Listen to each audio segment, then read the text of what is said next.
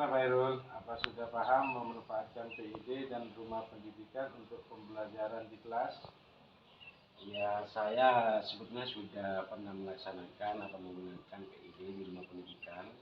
Akan tetapi saya masih kurang paham dan juga kurang maksimal untuk menggunakannya di rumah pendidikan, sehingga di dalam pemanfaatannya kepada siswa masih belum kurang dan masih belum maksimal. Berarti perlu pendampingan lebih lanjut untuk pemanfaatan PID dan rumah pendidikan khususnya di ruang murid. Iya Pak. Ya baik, kita nanti akan melaksanakan pendampingan berbagi praktik baik dalam pemanfaatan PID dan rumah pendidikan khususnya ruang murid untuk pembelajaran. Ya, agar Pak Irul lebih maksimal lagi. Gitu Pak ya? Iya. Ya, terima kasih. Waalaikumsalam. Nah, kemarin saya sempat berbincang dengan teman guru kita, Bapak Hairul, yang mana beliau masih mengalami kesulitan dalam pemanfaatan ruang murid dengan menggunakan PID pada proses pembelajaran. Sehingga pada kesempatan kali ini kita akan berbagi praktik baik bagaimana memanfaatkan ruang murid dengan PID dalam proses pembelajaran yang aktif, kreatif, interaktif, dan menyenangkan bagi peserta didik. Nah, jadi kita klik rumah pendidikan, kemudian kita loading. Di sini akan muncul fitur-fitur yang ada pada rumah pendidikan. Jadi Bapak Ibu yang biasa diketik, yang biasa dipakai kemarin kan ruang GTK. Ya. Karena di dalam ruang GTK ini ada kinerja. Nah, sekarang kita akan terbiasa menggunakan ruang murid untuk pembelajaran.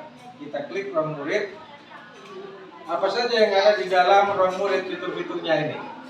Banyak sekali Bapak Ibu. Yang pertama sumber belajar, latihan soal, sumber buku, pendidikan jarak jauh, raport, riwayat pendidikan, dan 7 kebiasaan anak Indonesia hebat. Yang akan kita bahas hari ini yaitu tentang sumber belajar. Kita klik aja sumber belajar.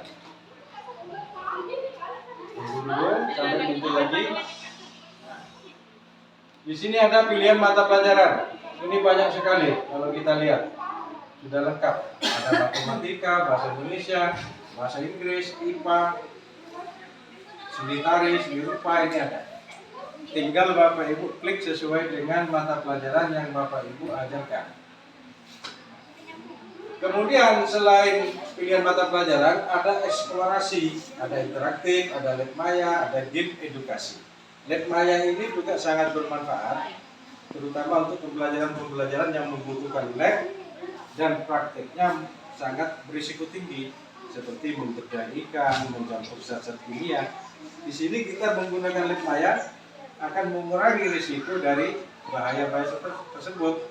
Kita klik lab mayanya.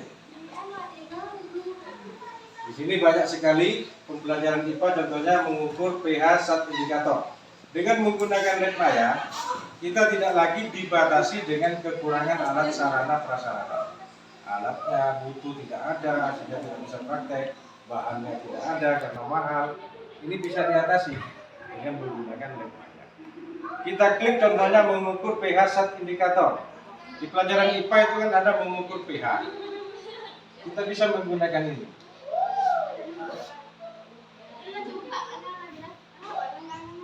Jadi anak-anak nanti kita suruh praktikum sendiri maju ke depan untuk mengukur pH-pH yang sudah disiapkan di sini.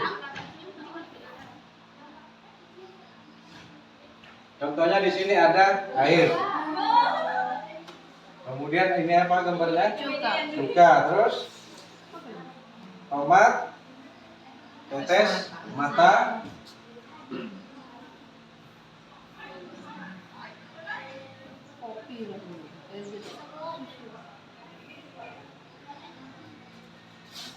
Kemudian ini apa ini? Garam.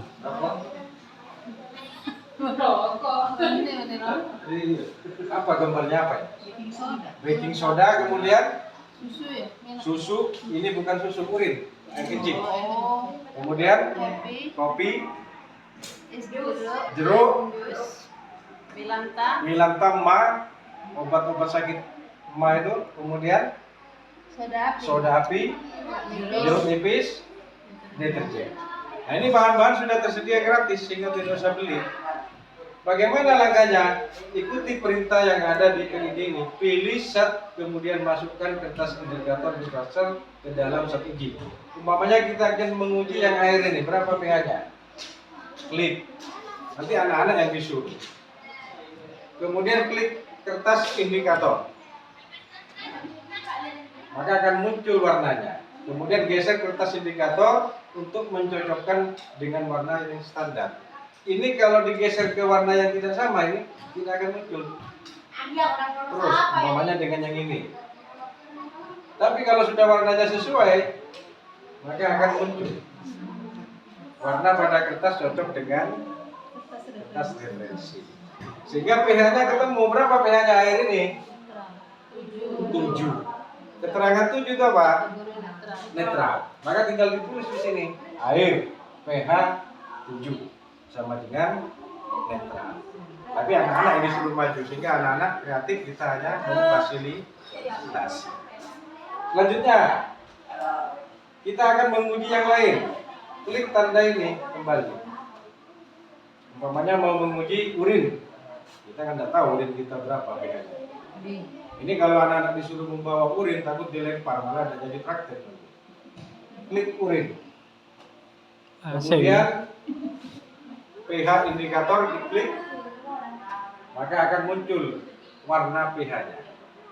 Geser cocokkan sesuai dengan warna. Kalau saya geser talebet ke sini ke hitam atau ini, maka dia akan muncul berarti warna ini tidak sesuai. Cari yang sama. Ini. Ternyata pH-nya berapa? 6. Sehingga dengan seperti ini yakin tidak anak-anak akan aktif?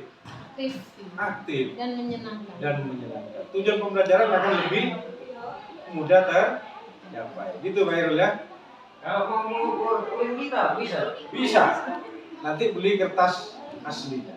Tapi rata-rata urin pasti seperti ini. Ini sudah mewakili semua urin yang normal. Kecuali punya diabetes. Nah, nanti bagaimana untuk mengetahui urin atau urin kita atau urin siapa mengandung diabetes? Ada langkahnya. Di lab Maya juga ada. Kita cukup dulu masalah pH ini ya.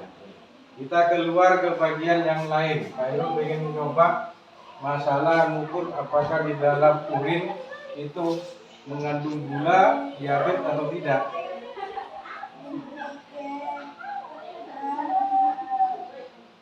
Ini sangat banyak sekali Bapak Ibu. Kita bisa eksplor nanti untuk pembelajaran.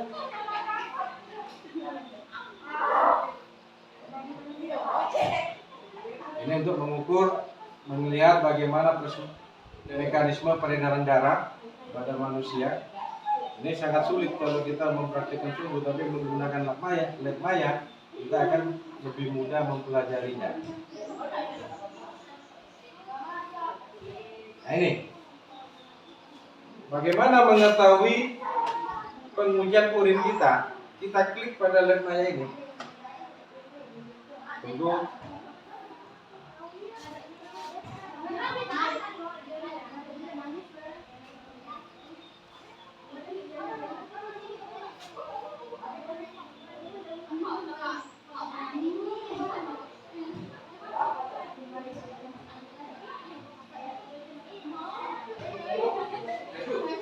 Ini ada berbagai tipe jenis urin, ada tipe A, B, dan C. Langkahnya seperti yang tadi. Kita memilih umpamanya tipe A. Tipe A ini akan kita uji apakah ini mengandung gula dalam urin atau tidak. Klik tipe A. Maka secara otomatis di sini sudah ada perintah. Letakkan pipet benilik ke atas tabung reaksi. Nah, pipet ini sudah berisi alat atau zat yang untuk mengetahui apakah urin kita ini mengandung gula atau tidak. Kemudian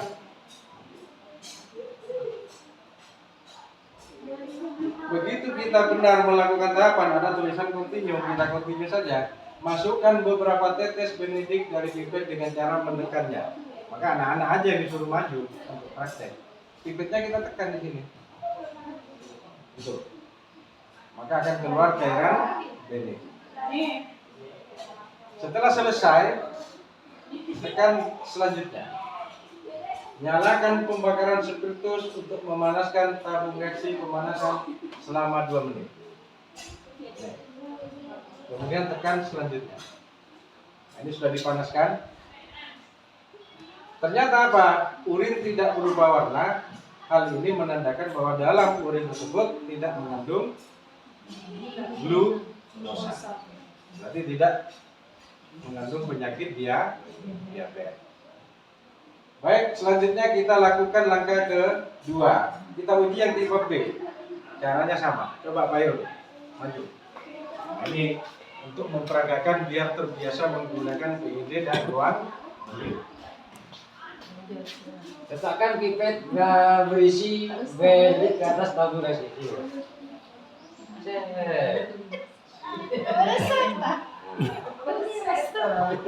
Kemudian kita tekan tadi kan.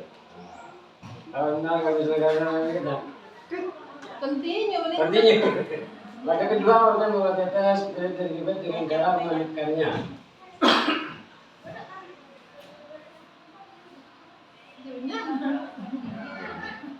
Sudah? Lanjut.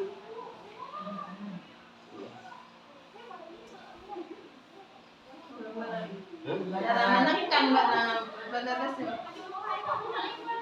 orang akan boleh jadi kena. Ada ambil aku.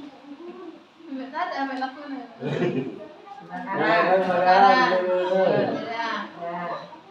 Tarik ke Lanjut atas. ke atas, setelah itu samping ditekan. Itu, lanjutkan Pak Yul. Nah,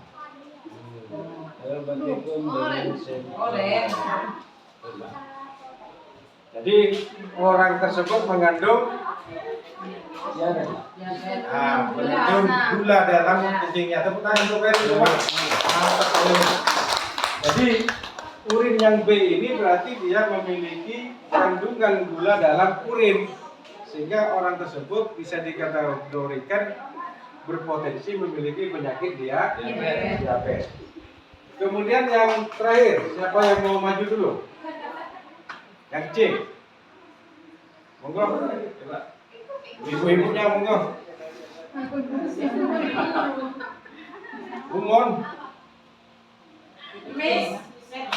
Mesetik.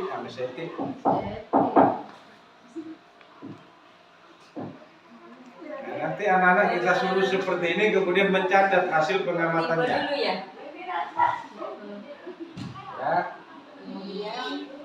Letakkan pipet.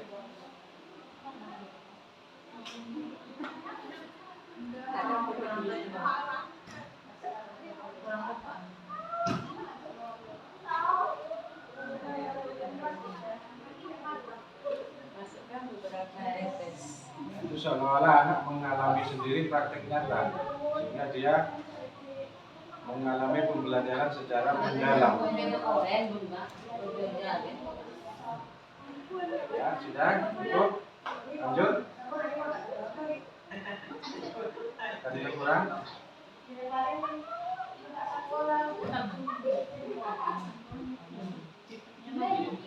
Coba pipetnya kurang. Tambahkan Benedict.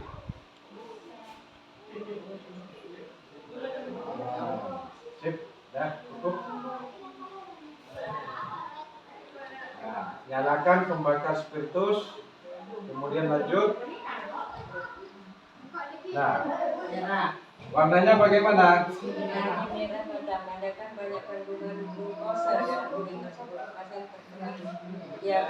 Ya, mantap.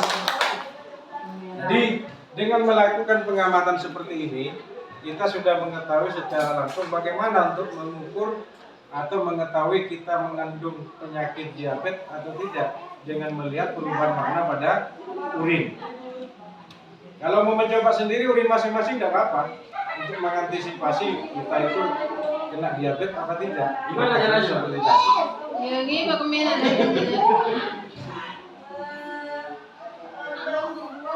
Ini Bapak Ibu ya. Jadi dengan memanfaatkan ruang murid, maka kita belajar lebih gampang dan mudah. Nah, sampai di sini bagaimana? Ada pertanyaan? Ngerti Pak. Ya cukup. Baik, untuk selanjutnya nanti Bapak Ibu membawa hasil pertemuan ini di dalam kelas, manfaatkan ruang murid baik di lab maya ataupun di ruang game edukasi. Di sini banyak game-game pembelajaran. Nah, ini yang sangat menarik untuk anak-anak. Nah, ini bisa bagaimana bermain apa ini? Bola voli, basket, kemudian lari, dan banyak lagi yang lainnya. Terima kasih, kita tutup pertemuan kali ini. Minggu depan berbagi praktik baik yang lain diganti oleh teman lain. Terima kasih, kita akhiri. Assalamualaikum warahmatullahi wabarakatuh. Dengan menggunakan ruang murid, dengan menggunakan PID, saya tambah yakin mengajar dan juga bisa berkreatif dan juga inovatif.